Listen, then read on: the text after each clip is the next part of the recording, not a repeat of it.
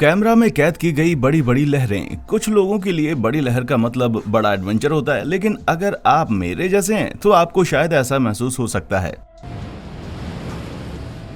तो आपको समुद्री घबराहट का सामना भी करना पड़ सकता है। हमारी पृथ्वी पर कई ऐसी जगह हैं जो विशालकाय लहरों के लिए जानी जाती हैं और इनका सामना दुनिया में बस कुशल, साहसी और अत्यंत उत्साही लोग ही कर सकते हैं। लेकिन इनमें से कुछ इतने चतुर होते हैं कि वो इसे कैमरा पर कैद कर लेते हैं। सर्फर्स और नाविकों से लेकर तूफान और सुनामी तक, आइए कैमरे पर रिकॉर्ड की गई कुछ सबसे बड़ी लहरों पर एक नजर डालें।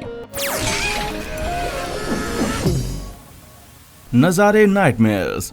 आइए हमारी इस रोमांचक खोज की शुरुआत हम पुर्तगाल की नज़ारे से करते हैं। दुनिया भर के डेयर डेविल्स इस जगह का नाम यहाँ की बड़ी बड़ी लहरों की वजह से जानते हैं, जैसे कि ये 60 फीट की विशाल लहरें जिसे कैमरा में कैद किया गया था। एक बार जरा इसके आकार को तो देखिए।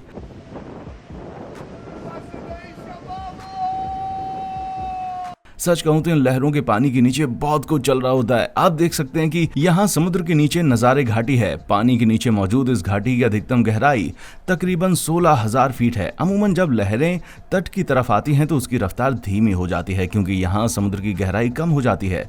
लेकिन नज़ारे में इस घाटी के कारण पानी तट पर पहुंचने से पहले काफी गहराई में जाता है, जिसके कारण लहरें अचानक ही बेहद बड़ी हो जाती हैं। इसीलिए वर्ल्ड रिकॉर्ड तोड़ने वाले सर्फिंग रिकॉर्डर्स अक्सर यहीं पर पाए जाते हैं, जैसे कि 2011 में गैरेट मैकनेमारा द्वारा बनाया गया ये 78 फीट का विश्व रिकॉर्ड। ये लोग कितनी आसानी से कर रहे हैं ना। वेल, ये आसान नहीं है, ये तो मुझे नहीं पता। मैकनेमारा ने बाद में बताया कि जब इतनी ऊंचाई से पानी उनके ऊपर गिर रहा था तब उन्हें लगा जैसे उनके ऊपर कई ईंटें गिर रही हैं। और अगर आपको ये डरावना नहीं लगता तो जरा एक नजर इस पर डालिए जिसे फरवरी 2017 में प्रस्तुत किया गया था।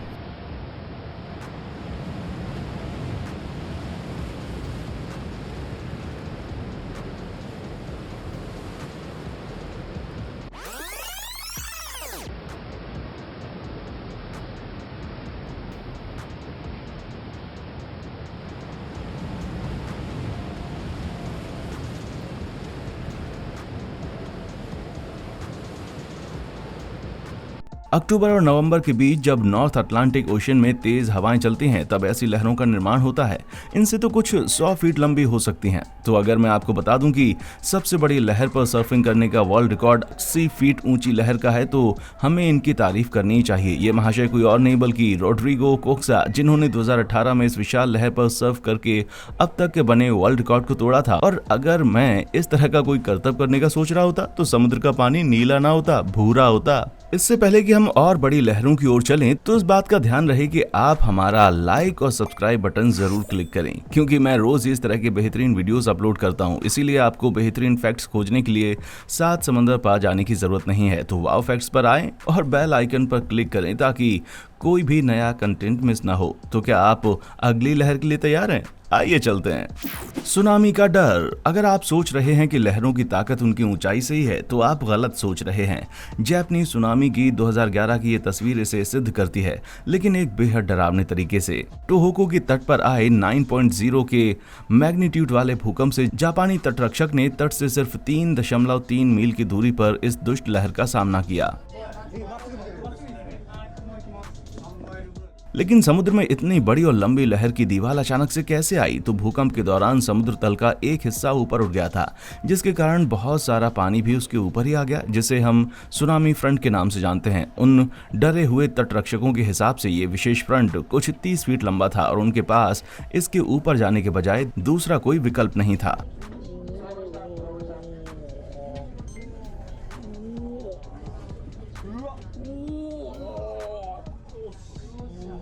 लेकिन बाद में स्थिति और ज्यादा गंभीर हो जाती है। अचानक ही 1.5 मील दूर एक दूसरी लहर वहां आती हुई रिपोर्ट की जाती है और जैसे जैसे भूकंप समुद्र तल को हिलाता रहा तो इसके कारण इस तरह की और भी लहरें बनती गईं, लेकिन ये इससे पहले वाली लहर से भी काफी बड़ी थी।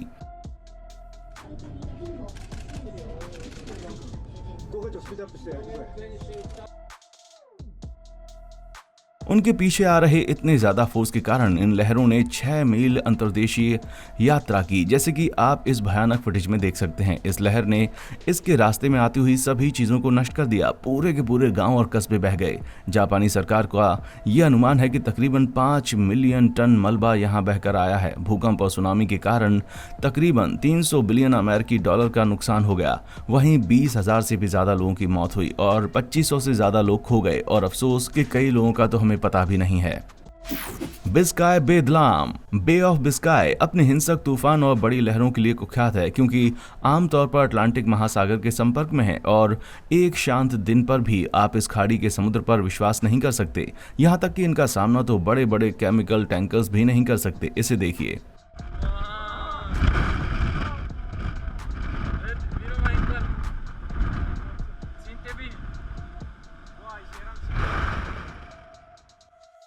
इस टैंकर का नाम है पिंक कैरोल। ये रॉटरडैम की ओर जा रहा था जब इसने एक बड़ी और रफ लहर का सामना किया, जिसने पूरे जहाज को हिलाकर रख दिया। और ये कोई छोटी मोटी बात नहीं है, क्योंकि पिंक कोरल की खुद की चौड़ाई तकरीबन 100 फीट है। परिप्रेक्ष्य के तौर पर ये बोइंग 737 के बराबर है। इन रफ वेव्स को हम फ्रीक या किलर वेव्स के नाम से भी जानते हैं। ये ऐसी लहरें हैं जिनका निर्माण तेज हवाओं के कारण होता है। पानी की ये विशाल लहरें आसपास के लहरों की ऊंचाई से दोगुनी हो सकती हैं, और जैसा कि इनके नाम से पता चलता है, ये पूरी तरह से अप्रत्याशित है। क्योंकि अगर आप इस तरह की लहरों को पहले से देख सकते, तो फिर ऐसा कौन होगा जो पूरे होशो हवास में इन लहरों का सामना करना चाहेगा? भाई, मैं तो बिल्कुल भी नहीं करूंगा। क्रूज शिप उथल पुथल। अगर आप मुझसे पूछते हैं तो मैं यही कहूंगा कि क्रूज शिप वेकेशंस में रिलैक्स करके दुनिया की सैर करने के लिए होते हैं। काश कि मैं भी किसी क्रूज की सवारी कर पाता, क्योंकि मैं कोई 60 साल का तलाकशुदा नहीं हूं जो इस तरह की चीजों को एंजॉय नहीं करता। वैसे मुझे पता है कि उन्हें ऐसा नहीं करना चाहिए।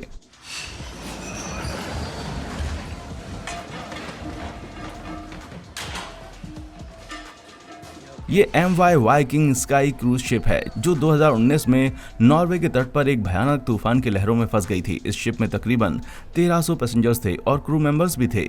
तभी इनकी बिजली चली जाती है और वे इस भयानक मौसम में अटक जाते हैं। रिपोर्टर्स का कहना है कि लहरों की ऊंचाई तकरीबन 60 फीट तक पहुंची थी। वैसे तो इस जहाज के हल्स इतने बड़े होते हैं कि ये जहाज को बड़ी लहरों से बचा सकें, लेकिन आप जानते हैं कि ये जहाज खुद ही 100 फीट चौड़ा है, तो बुरी तरह से पानी के बीच फंस गया है। इसलिए इसमें कोई शक नहीं कि इस जहाज की हालत ऐसी हुई होगी। लेकिन MV वाइकिंग स्काई एकमात्र ऐसा जहाज नहीं है जिन्हें इस तरह की विशालकाय लहरों का सामना करना पड़ा है। एक नजर जरा इस डरावनी फुटेज को देखिए, जिसे PNO अडोनिया के ब्रिज से लिया गया था और इसे सी प्रिंसेस के नाम से भी जाना जाता है।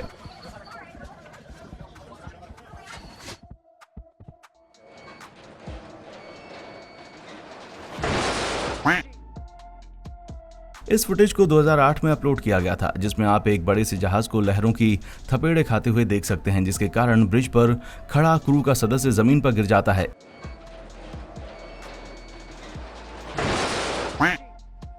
इस फुटेज के डिस्क्रिप्शन में इस जहाज को सी प्रिंसेस का नाम दिया गया है, लेकिन इसके किसी बुरे खतरे में फंसे होने की कोई भी ऑफिशियल रिपोर्ट अवेलेबल नहीं है। हालांकि 2008 में क्रूज शिप पैसिफिक सन को न्यूजीलैंड के तट से लगभग 400 मील की दूरी पर 50 नॉट और 25 फुट ऊंची लहरों का सामना करते हुए देखा गया था। सीसीटीवी फुटेज से ये पता चलता है कि जहाज इतना ज्यादा टेढ़ा हो चुका था कि यहाँ से सभी फर्नीचर रूम में यहाँ से वहां जा रहे थे, जिसके कारण 40 मेहमानों को चोटें भी लगीं।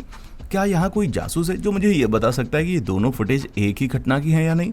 क्या आपके पास ऐसी कहानी है जहाँ आप खुद ही समुद्र की सैर करते वक्त फंस गए हो? तो नीचे कमेंट सेक्शन में आकर मुझे जरूर बताएं। मैं पेपर बैग लेकर मेरे फेवरेट किस्सों को जरूर बताऊंगा। Aircraft carrier versus typhoon. हमने जहाजों और सर्फर को लहरों से जूझते हुए बहुत देखा, लेकिन एक बड़े से एयरक्राफ्ट कैरियर को इन लहरों से जूझते हुए देखना कैमरे पर कैद की गई सबसे इंटरेस्टिंग चीज है। 2008 में USS Kitty Hawk North Pacific Ocean की ओर जा रही थी जब उसे फैंक्शन नाम के टाइफून का सामना करना पड़ा, जिसमें हवा की गति तकरीबन 51 मील प्रति घंटा थी, जिसके कारण लहरों की ऊंचाई तकरीबन 38 फीट थी। इस बात को ध्यान में रखते हुए ये जहाज तकरीबन 200 फीट लंबा था, इसीलिए ये लहरें इसके लिए खतरनाक नहीं होनी चाहिए। लेकिन $400 मिलियन के खर्च से बने जहाज को खिलौने की तरह हवा में उछलते हुए देखकर बुरा तो लगता है। क्या इतने ज्यादा पैसों से वो स्कूल बस जैसे विंडशील्ड वाइपर्स की जगह कुछ और इंस्टॉल नहीं कर सकते थे? Tanker versus monster waves. अगर इस सिंगल लहर ने आपको डरा कर रख दिया है तो सोचिए अगर किसी को ऐसी कई लहरों का सामना करना पड़ जाए तो एक नजर जरा इस फुटेज पर डाल लीजिए। एक छोटे से सामान को ले जाने वाले जहाज जिसे व्यापार करने के लिए इस्तेमाल किया जाता है उसे वेस्ट अफ्रीका में तूफान के कारण इसी तरह कई लहरों का सामना करना पड़ा।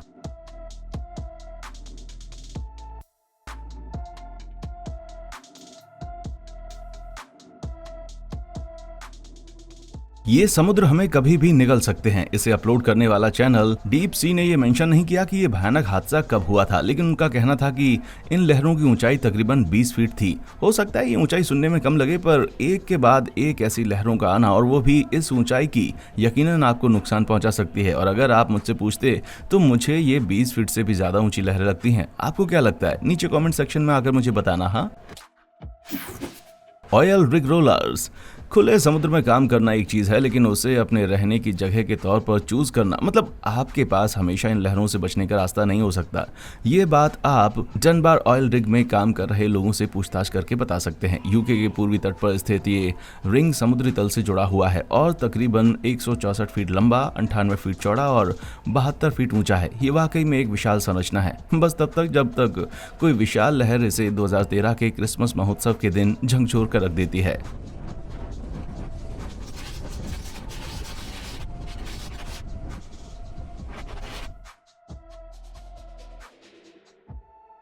डेक के नीचे जो खाई है वो ऑलमोस्ट डेक के ही साइज की नजर आती है। इसका मतलब है कि पानी का स्तर यहाँ इतना बढ़ चुका है और बार बार रिंग को थपेड़े मार रहा है। इसका मतलब ये लहरें तकरीबन 70 फीट ऊंची हैं और ये इतनी ज्यादा अशांत हैं कि उसने उस सुबह वहां रह रहे सभी स्टाफ की नींद उड़ा दी थी। सच में प्रकृति ने उन्हें क्रिसमस के अवसर में ये कैसा भयानक गिफ्ट दिया। लेकिन रिग ऑपरेशंस के सभी कंपोनेंट समुद्री तल से जुड़े हुए नहीं होते। अब हम बर्गलम डॉल्फिन के एग्जाम्पल के बारे में बात करते हैं, जो स्कॉटलैंड से 145 मील पूर्व में अस्थायी आवास में मंच है। ये सेमी समर्सिबल एकोमोडेशन स्टेशन एक इलेक्ट्रिक और हाइड्रोलिक मोरिंग चरखी प्रणाली का उपयोग करके स्थान पर लंगर की मदद से टिका हुआ है और शुक्र है भगवान का कि ये बंधा हुआ है, वरना अभी तक तो ये लहरें इसको तट तक यकीनन पहुंचा देती।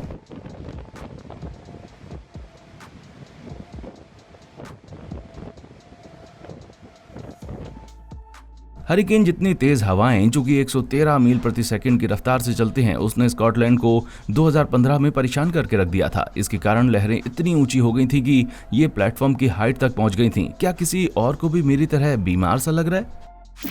उत्तर सागर का उभार। दक्षिणी महासागर एकमात्र ऐसा महासागर नहीं है जो अपनी घातक स्थितियों के लिए प्रसिद्ध है। यूके और नॉर्वे के बीच में नॉर्थ सी है और यहाँ के खराब मौसम के कारण कई जहाज़ों को दुर्घटना का सामना करना पड़ा है।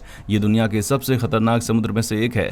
अगर हम यहाँ की सिंगल लहर की बात करें तो उसकी ऊंचाई तकरीबन 83 फीट तक पहुँच सकती है, लेकिन वैज्ञानिकों का मानना है कि ये और भी ज़्यादा ऊँची हो सकती है। मेरा विश्वास नहीं हो रहा ना? तो एक बार इस फुटेज को देखिए जिसे नॉर्थ सी स्टॉर्म के दौरान लिया गया था।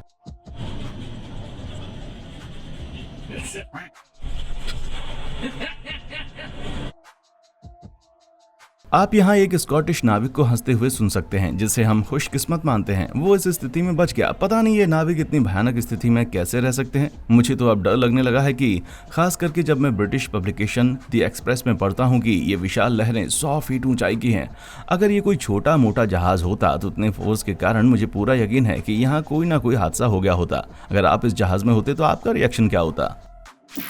Tanker trouble. क्या आपको साल 2013 में आया स्टॉर्म नीमो याद है? ये एक विशाल बर्फीला तूफान था जो अमेरिका और कनाडा के नॉर्थ ईस्ट भाग में फैला हुआ था। इस तूफान ने मैसाचुसेट्स और न्यूयॉर्क जैसी सरकार को स्टेट ऑफ इमरजेंसी लागू करने पर मजबूर कर दिया, जहां ज्यादातर जगह 3 फीट बर्फ की परत से और 105 मील प्रति घंटे की रफ्तार से चलने वाली हवा से जूझ रही थी। वहीं जो समुद्र के पास थे उन्हें और भी बुरे हालातों से सामना करना पड़ रहा था। उन्हें इन सभी परेशानियों के साथ साथ 30 से 40 फीट ऊंची लहरों का भी सामना करना पड़ा।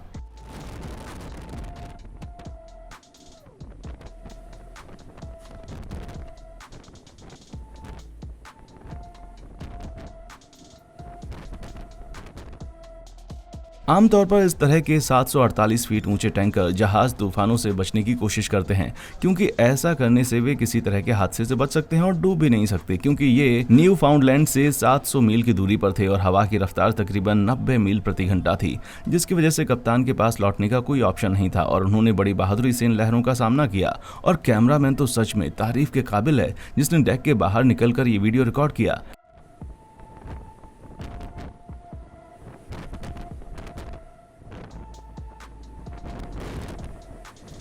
क्या आप भी इस तरह की लहरों को कैमरा पर कैद करने के लिए इतनी बहादुरी दिखाते? नीचे कमेंट सेक्शन में मुझे जरूर बताएं।